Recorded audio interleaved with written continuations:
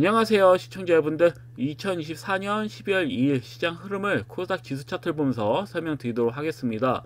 현재 쌍바닥이 형성된 상황에서 5일선을 돌파하면서 쌍바닥 패턴이 완벽하게 형성되는 모습이었지만 이후에 5일선을 지켜주는 3연속 조정이 나온 후에 5일선을 재차 이탈되는 흐름이 이렇게 나오면서 추가적인 하락이 나온 상황이다, 이렇게 보시면 될 것 같은데요.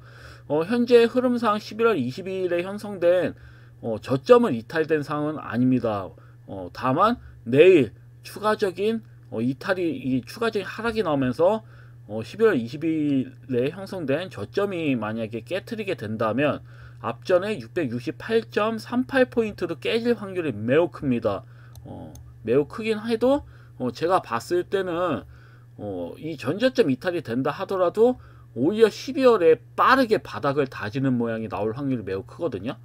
그렇기 때문에 어차피 제가 전일에도 설명드렸지만 금일이죠. 네, 금일 새벽에도 설명드렸지만 반등이 나오고 미는 거와 바로 미는 거의 차이예요. 시간이 뭐 빠르게 이제 저점이 형성된다든지 아니면 반등이 나온 뒤에 이후에 이제 바닥이 전저점이 이탈되면서 바닥이 형성되는 상황이라든지 어차피 시간 차이일 뿐 전저점 이탈은 될 거라는 게 제 생각이거든요.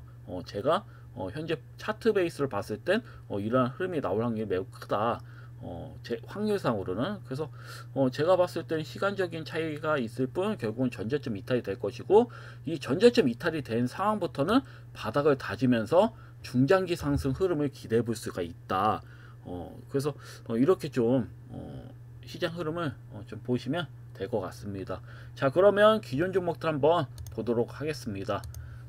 첫 번째 종목은 워트예요. 워트는 제가 이날에 이제 간신 종목으로 말씀드린 적이 있어요.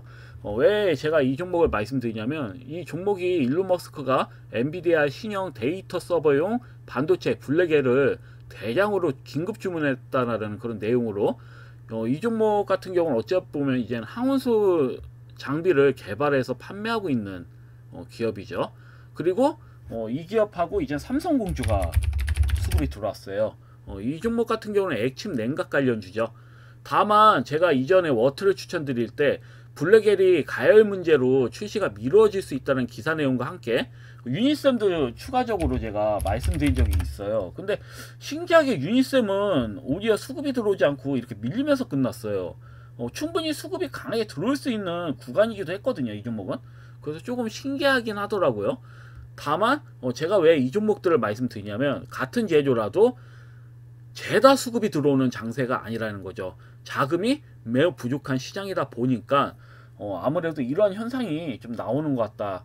이게 제 좀 생각입니다. 그래서 시장이 좋지가 않아요. 현재는 시장 흐름이 수급이 이렇게 완벽하게 이제 같은 제조라도 다 같이 들어가서 어깨 동무하면서 수급이 들어오는 장세는 아니라는 거죠.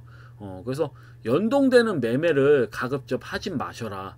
수급 들어오는 종목들 위주로 매매를 하시되, 같은 제조라도 이 종목이 수급이 혹시라도 들어오겠구나. 제가 전에도 말씀드렸죠. 그 북한 관련주 같은 경우, 남북경합주 같은 경우, 그 기차 어쩌보면은 이런 그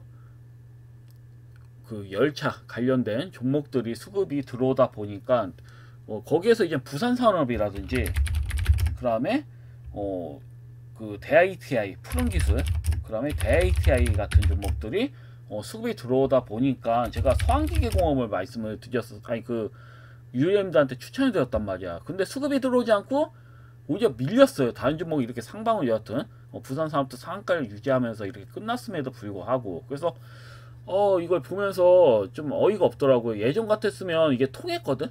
이 종목도 수급이 강하게 들어왔을 거예요. 왜냐면 앞전에 대량 거래량이 터졌기 때문에 전혀 나쁜 흐름이 아니거든요. 근데 수급이 들어오지 않았단 말이야. 그만큼 시장 흐름이 별로다, 현재는. 그래서 애초에 수급이 들어온 종목들을 따라 붙는다든지 아니면 대장주만 이제 좀 보는 그 대장주만 어째 보면은 좀 보는 관점으로 이렇게 매매하시는 게 좋다. 그래서 이렇게 좀 보시면 될 것 같고요. 그리고 이제 남북기업좀 설명드렸으니까 우크라이나 관련주 중에서 이제 SI를 강조를 많이 드렸을 거예요. 근데 생각보다 차트 베이스는 좋아. 현대 에버다임도 제가 봤을 때 나쁘지 않거든요.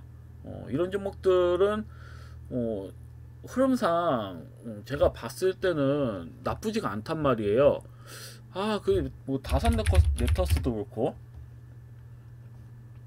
근데 시간이 살짝 걸릴 것 같긴 해요. 그래서 예방 차원에서 SY 같은 경우는 여하튼 그 제가 말씀드린 가격대에서 한 5%에서 6% 정도 빠진 상황이거든. 못하나 5% 정도. 만약에 매수해서 반등은 나왔어요. 수급은 들어왔어 그 뒤에. 그래서 매도를 못 하시는 시청자님도 있을 거란 말이에요. 왜냐면 제가 위 상단까지 본다고 그때 말씀을 드렸거든. 앞전 고점 넘길 확률이 매우 크다. 근데 이게 바로 넘길 수도 있는 건데, 왜냐면 우크라이나하고 이제 러시아가 전쟁이 종결이 되면 일시적이라도 반등이 강하게 나오면서 앞전 고점 돌파 나올 수는 있어요. 다만 제가 만약에 그 시청자님께서 빠져나오고 싶다 그러면 SI 스틸테 이게 대장주격이고 21선 부근이거든요. 그리고 추가적인 하락 흐름이 빠지면 한 번 더 상방으로 갈 수 있어. 얘는 요즘 뭐 수급 측면에서 봤을 땐 대장주만 거기 가니까. 그래서 만약에 좀 깝깝하다, 이 종목 빨리 빠져나가고 싶어, 그럼 우크라이나 제공 관련주에서는 SI 그냥 버리시고 SI 스틸텍을 공략하시는 게 더 나을 수 있어요, 현재 흐름에서는. 그래서 이 점 좀 참고하시면 될 것 같고요. 자, 그러면 본격적으로 종목들 전일젠 간신히로 말씀드린 제노코부터 한번 보도록 하겠습니다. 제노코는 제가 이제 그 간신히로 말씀드린 다음에 4% 정도까지 이렇게 수급이 들어왔고, 아쉽지만 5일선을 돌파하지 못했어요. 돌파하면 나오다가 밀렸으니까. 그럼 금일 말고 이제 내일 장이 시작했을 때 개성승이 나오면 이제 바로 5일선 위에서 올라타는 건데, 5일선 위로 올라타면 상방으로 한번 강하게 갈 수는 있다. 제가 봤을 때 못해도 한 10% 이상 수급이 들어올 수 있는 형태거든요, 이런 종목들은. 그리고 또 아쉬운 게 우장군 관련주가 캔커 에어로스페이스가 좀 강하게 들어왔어. 오히려 AP성 같은 경우는 조금 아까도 이제 방금 전에도 말씀드렸지만 수급이 제한적이야. 얘도 어쨌든 스페이스 X와 관련해가지고 상한가 쳤었잖아. 근데 상한가를 친 종목이 금일 같은 날에 뭐 캔포하는 10% 이상 나오는데 수급이 들어오질 않는다? 사실 이해가 좀 되진 않아요. 21, 캔코 같은 경우 21선 완벽하게 지지받고 갭으로 또 수급이 들어오고 300일선까지 넘는 형태인데, HVM 같은 경우도 마찬가지고요. 5일선 확실하게 타면서 수급이 그래도 나쁘지 않게 이렇게 들어왔었죠. 그래서 저는 제노코가 사실 흐름상으로는 한 방은 굉장히 좀 강하게 나온다고 봤거든요. 근데 생각보다는 수급이 이렇게 좀 강하게 들어오지는 않았다. 5일선 돌파도 되질 않았고 실패를 좀 하는 모습이고. 그래서 내일까지는 한 번 더 보셔도 될 것 같아. 내일 만약 5일선 돌파가 나오면 강하게 18,000원 부근까지는, 그래도 제가 봤을 땐 18,000원, 한 18,500원 부근까지 21선 내지 21선 돌파도 나올 수 있을 것 같거든요. 그래서 이 부분 좀 보시면 될 것 같고. 그럼 민테크는 또 신저점 신저가를 또 기록을 했습니다. 다만 여전히 나쁘지가 않아요. 그냥 보유하고 계시면 상한가 한방 20% 이상 아니면 상한가 한방은 나올 수 있는 형태거든.